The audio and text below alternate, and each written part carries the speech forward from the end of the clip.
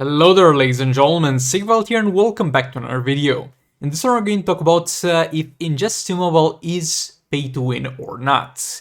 And when it comes to this argument, I want to first get into the extremes because there's two extremes, and as usual with the extremes of opinions, the truth is going to be somewhere in the middle. But on one hand we have people, oh, I haven't played the game for 4 years and I have no legendary character, it's 100% pay to win. At that point, I'm like, you're either lying or you're extremely bad. And then there's people who are going to be like, nah, bro, it's not pay to win. I've only personally spent $2,000, but it's not like I had to spend it. It's not pay to win. And to that, I'm gonna say, stop coping. You're lying to yourself. But yeah, what is pay to win, first of all?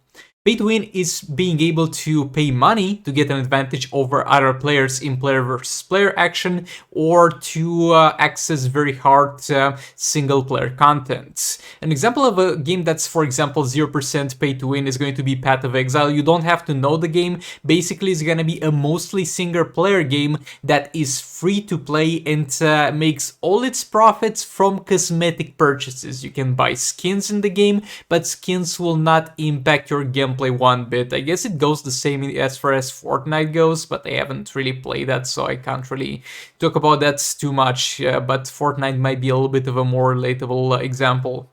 Then it's the example of 100% pay to win type of games, and to that extent we can talk about all the strategy games on mobile, or so to speak strategy games, basically the games that have certain actions that you can do, and tied to every single action is the option to speed it up with premium currency. For example, in Injustice 2 Mobile, how that would translate is that if you could, for example, refresh your soul raid fights countless amounts of times for 500 gems every single day or something like that, or if they added a new premium currency for that that's going to be accessible only through money, that would be kind of the equivalent, to get an idea. Injustice 2 Mobile is between pay to progress faster and pay to win. It's definitely pay to progress faster by default, and we're going to get into that, but I don't think it's in the pay to win extreme. So, why is that? First of all, let's take a look at the bad aspects, okay?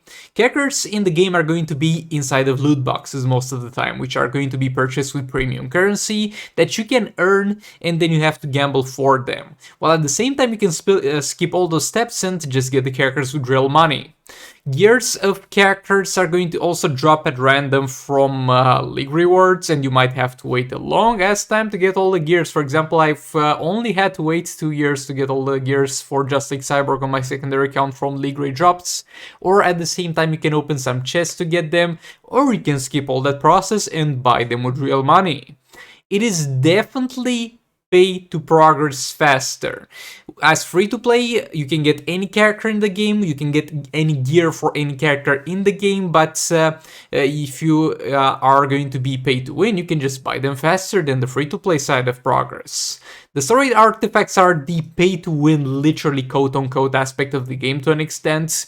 They help you progress a lot faster. They are going to sometimes make your characters do 10 times more damage as opposed to without them. And I'm looking at you, Beta Club, and they are impossible to get without spending money.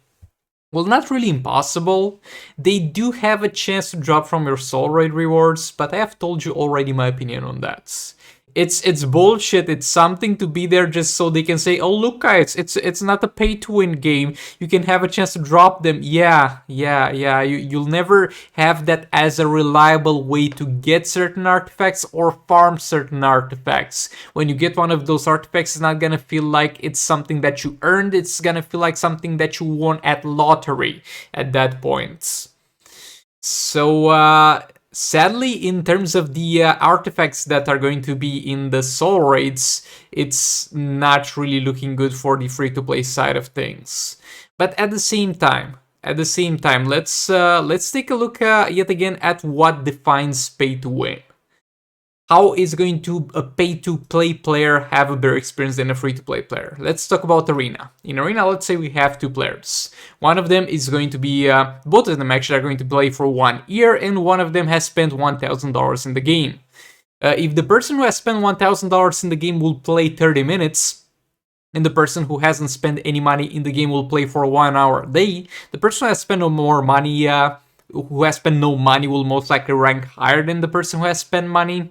And that kind of applies to Champions Arena as well, because those two game modes, even though they're the closest thing we kind of get to a PvP scenario, even though it's not directly PvP, but it's basically comparisons of grind compared to other players. No matter how much money you spend on the game, the most valuable thing is going to be the time that you spend to play these.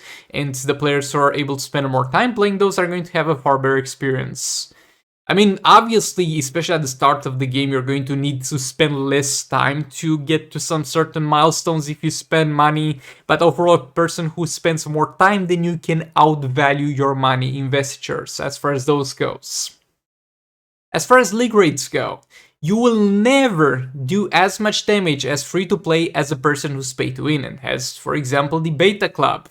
You'll never be able to reach those thresholds. At the same time, you don't really need to reach those thresholds, because league rates are going to be something that's quite easy. You're going to have an easy enough time, depending on the league that you're in, to get rank 10. If you don't have an easy enough time to get rank 10, just switch the league. It's a pretty straightforward process. And the tier 8, which is the highest tier of league rates, can be easily completed by a league full of free-to-play players. Nobody in that league has to spend any money to access all the content, so you're free to just find yourself a league for free-to-play players if you so desire. So, and it's not really needed, because, for example, I have my secondary account where I don't have the Beta Club or other pay-to-win artifacts that would help me in league rates, and if I was to play all my best teams, I think I could easily get rank 10 in a league that has quite a decent amount of players that have spent a decent amount of money on the game, so I don't feel like the league side of things is also a problem.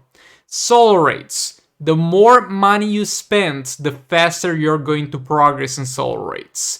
There's no denying it, there's no avoiding it. There's some specific scenarios where the pay-to-win artifacts are going to actually directly make your life easier because they are meant to bypass some boss mechanics.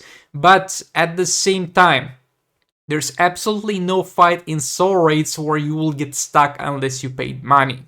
Every single fight in solo rates is going to be completable by the free-to-play players. It's obviously gonna take a longer time, it's gonna take a lot more struggle, it's gonna require far better gameplay, but overall, you're going to be able to complete all the content that exists in this game without spending a dime on it, and get every single character, but not every single artifact though.